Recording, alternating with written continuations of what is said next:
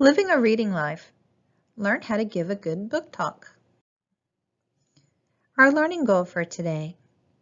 We will learn how to prepare a book talk with confidence, clarity, and enthusiasm. Our success criteria. I can think and talk about characteristics of effective book talks. I can reflect on book talks to improve each presentation. And I can use terms book talk, prepare, and present. Our mini lesson today will be looking at effective book talks that express opinions and generate interest of others. Our first book we'll be looking at is a nonfiction book choice. It's called Barbed Wire Baseball.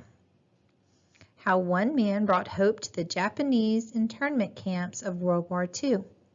It's written by Marissa Moss and illustrated by Yuko Shimizu.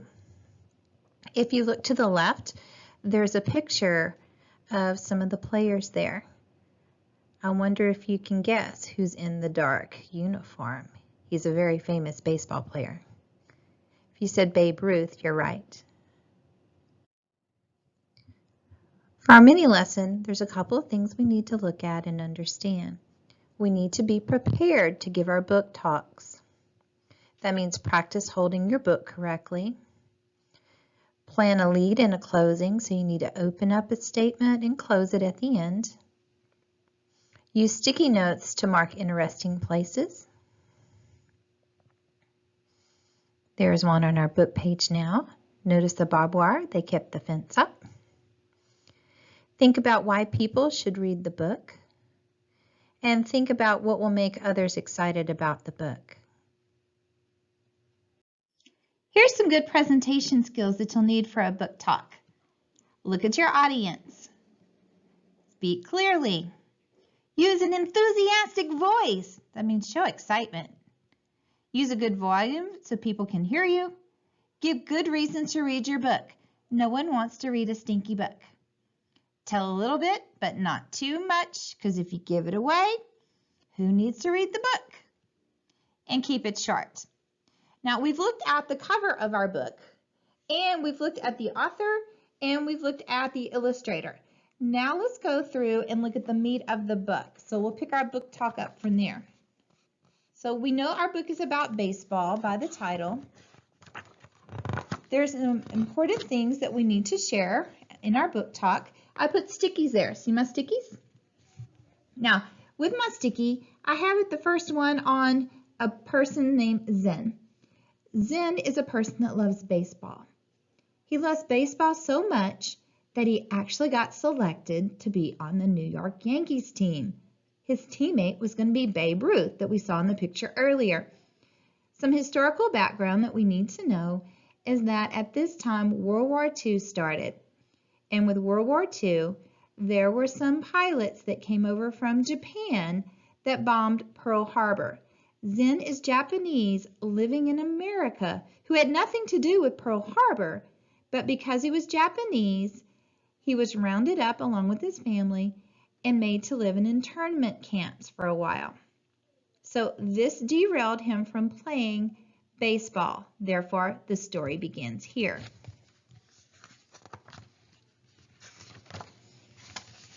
Now, he wasn't going to be all depressed about it. So he kept a photo of him and Babe Ruth, the very one that you saw, and that gave him some hope. While he was staying in the internment camp, he got a great idea. They had a bulldozer, and he thought, ooh, I could use that to build a baseball field. Not going to tell you exactly how he did it, because that would give away too much. So the baseball field was built. Now, they needed a couple of extra things. They needed a backstop on the baseball field, so they did that by going and pulling some fence posts out, but they left enough to still keep the fence up so they wouldn't get in trouble.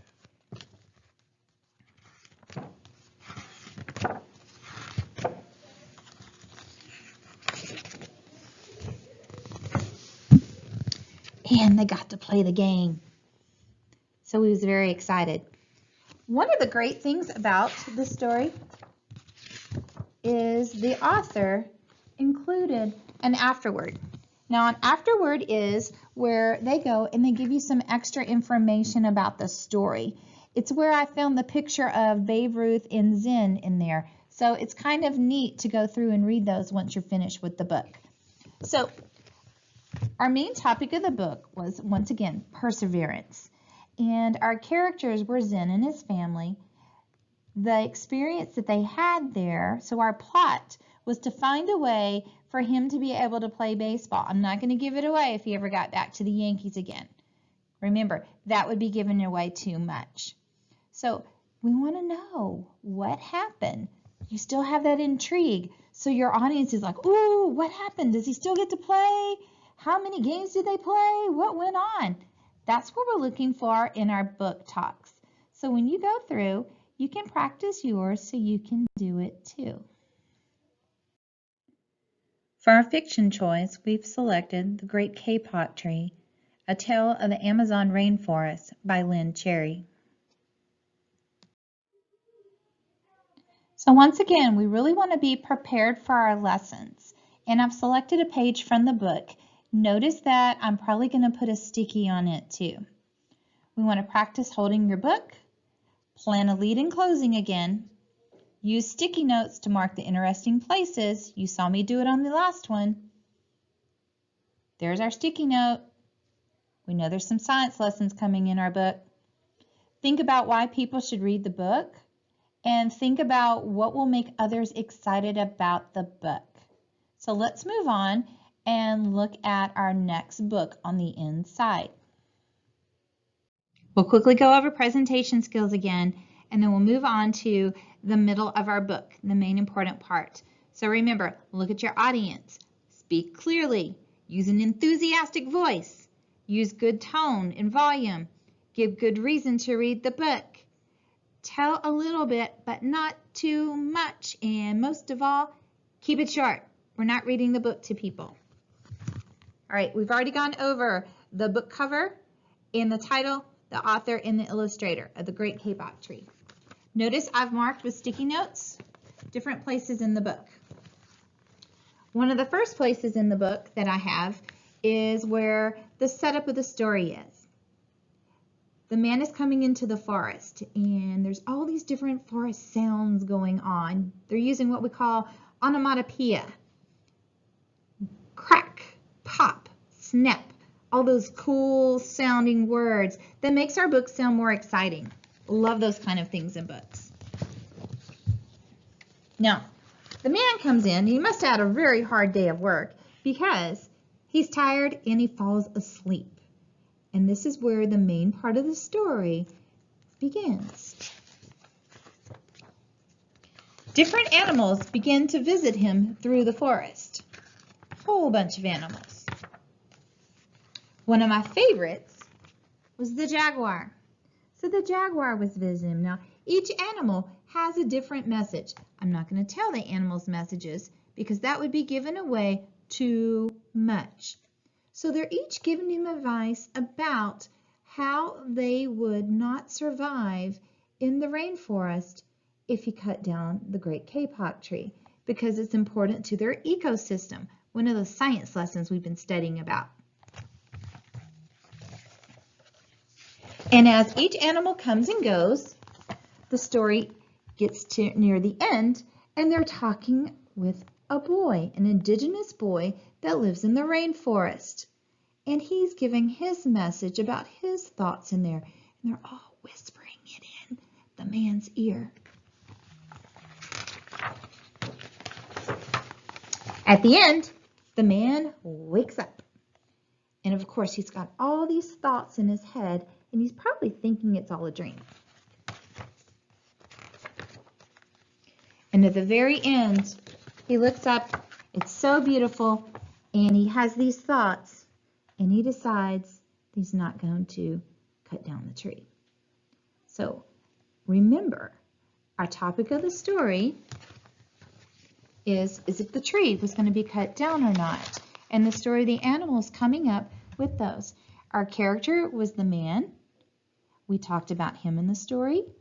Our genre is a fiction book The rainforest is real, and those animals are real, but the story was a fictional story, because do animals really come up and whisper in people's ears?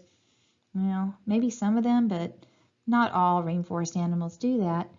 And then at the very end, the plot of our story was the animals whispering, talking, giving the man those kinds of information, and then him making that decision at the end. So once again, we want to keep that book talk short and not give it all away. Are you ready to move on? How will you prepare for your book talk?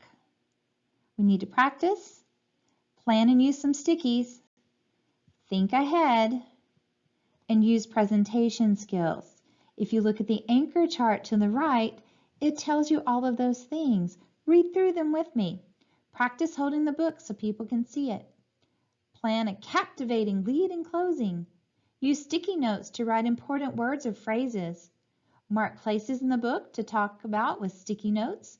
Think about why people should read the book.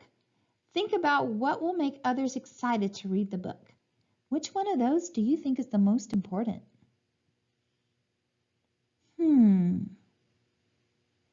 For presentation skills, look at your audience. They want to see your face. Tell the title and the book author. Speak clearly. Use enthusiastic voice. Use good volume. Give reasons why people should read the book. Tell just a little, but not too much. And keep it short. It's time to turn and talk. What book will you be using to prepare and present a book talk? And how will you prepare? Talk to a neighbor or someone near you. Can't wait to hear your book choices. Summarize and apply. Presenters prepare for book talks and practice good speaking skills. You can prepare for book talks by doing these things: practicing holding your book, planning what you're going to say, using stickies for notes, thinking about your audience. And during your presentation, you will do these: look at your audience, speak clearly, use good volume, and tell just a little bit, but not too much. Let's discuss and share. How will you prepare to give a book talk? Think about it. What are some things you will remember to do when you present your book talk? Can't wait to hear them. Start looking for that book.